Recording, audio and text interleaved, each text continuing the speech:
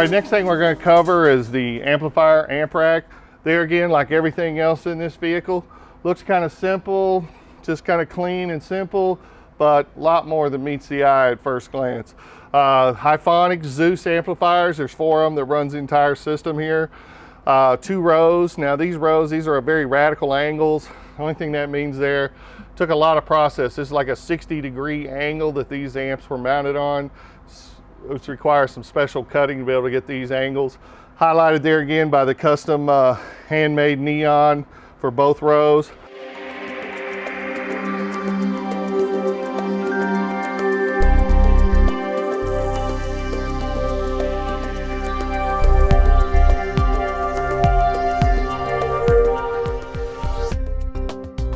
Now what you see here are 2 rows.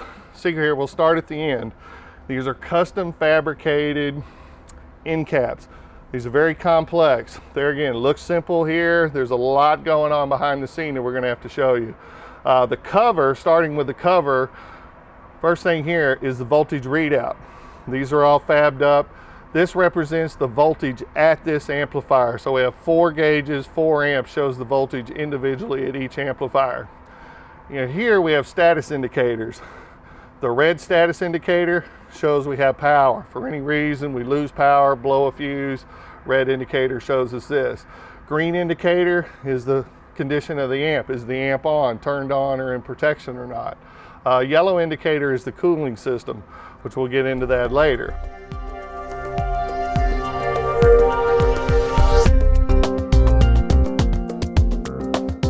The center are the center links.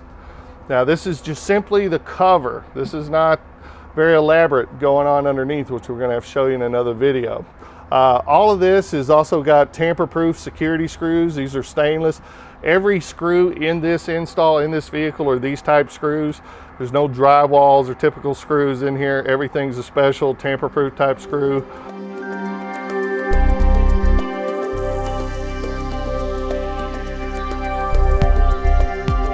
Cap does have ventilation in it, you see here, but more importantly, if you look up here at the top, stainless steel line going into each row. The top row, bottom row have their individual stainless steel lines. We'll also cover that. So it's just kind of a clean, sleek look. We're going to move on. I'm going to try to show you what's going on the inside with these next.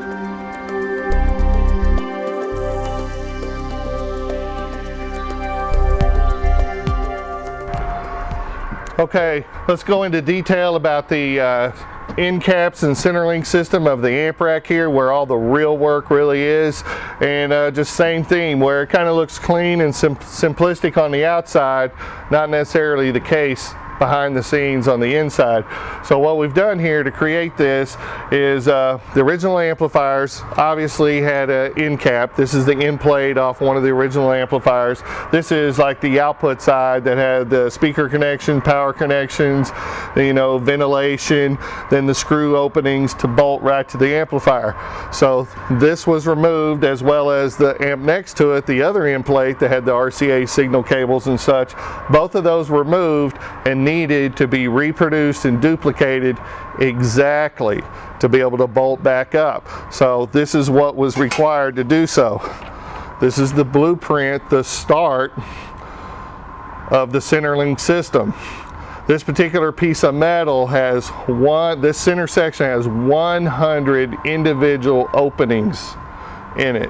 So all 100 openings had to be reconfigured and realigned exactly to bolt this system together. So once we had this in hands, next step, put it on a piece of metal.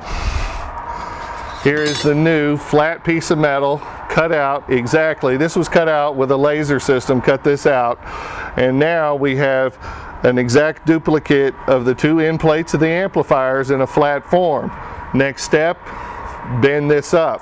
This particular piece to get has about 22 bends to put it all back together. When I say the bends, these amplifiers have angles on the sides, had to be matched exactly. So now we have a center link ready to bolt the 2 amps together.